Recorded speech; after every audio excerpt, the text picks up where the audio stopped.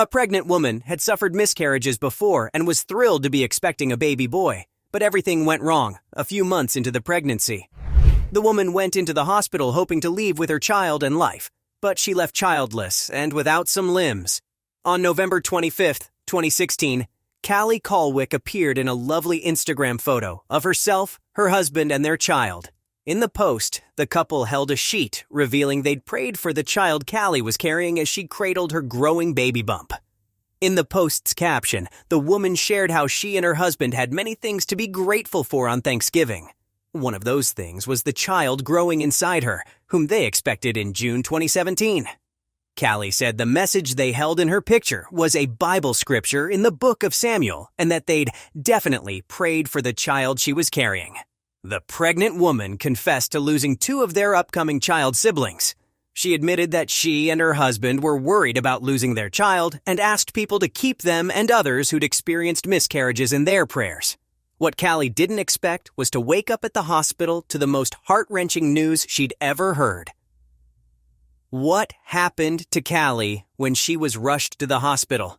Callie met and fell in love with her husband, Kevin Colwick, in high school. In 2011, the couple finally tied the knot before welcoming their daughter, Kenzie Ray, in 2015, whom they described as their bright ray of sunshine. After welcoming their first child, they struggled with miscarriages before a miracle happened. They were pregnant with a new baby. The couple waited until the second trimester, and when they were confident, the pregnancy had stuck before telling people about it. Not long afterward, the mother of one sadly started going through complications. 4 months into her pregnancy, Callie visited a doctor after experiencing pregnancy complications with her son Quinn. The doctor immediately sent her to a hospital, expecting her to give birth at any moment.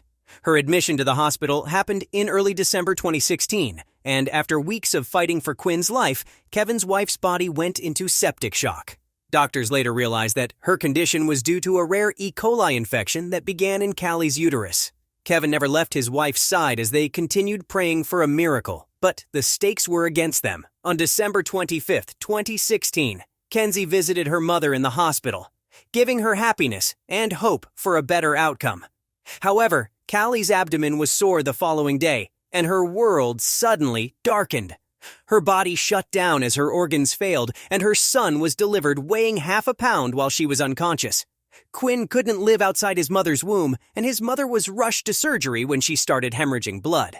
Kevin stayed behind to mourn the loss of their son, alone in the hospital room, wondering if he'd ever see his wife again. In an interview, Callie's husband confessed, "Time stopped for one fleeting hour as I took in every single second I had with Quinn," before adding, "Memorizing his beautiful face, holding his tiny hands, knowing I'd never get to see my son earthside again." 2017 saw the mother of one fighting for her life with endless months in the intensive care unit, ICU. Callie ate through tubes and underwent surgeries like amputations, a hysterectomy, and reconstruction. She also breathed through a machine, and her husband remained her most prominent advocate through it all. During the first 2 months of her ICU stay, Kenzie's mother suffered blood loss, which left her with severe tissue damage.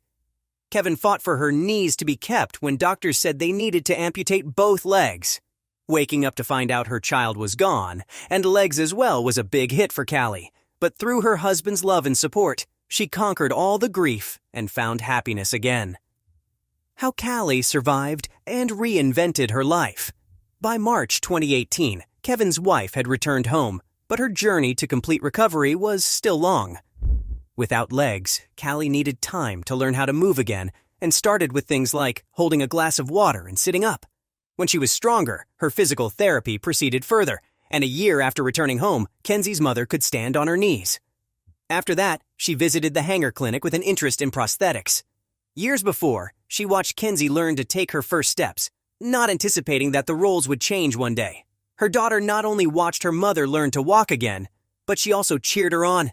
By 2022, Callie was walking, writing a documentary about her story, traveling, writing a children's book, and sharing her incredible story. She and Kevin were also in the process of adopting, waiting to be picked. The love of her life. Kevin Colwick slept at the foot of her Callie Colwick hospital bed in a small cot and kept watch on her. Her reflection on that year's Mother's Day was her gratitude for the small things and being blessed to be alive. Callie believed medically she wasn't supposed to survive, but she had and could now watch her daughter grow up. Kevin's wife recalled being unable to breathe independently or move as she lay watching the sunlight shine through her window in the ICU. She remembered thinking about how she'd found her one beautiful thing.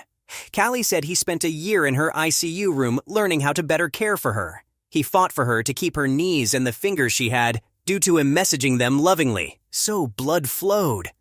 The love of her life slept at the foot of her hospital bed in a small cot and kept watch on her.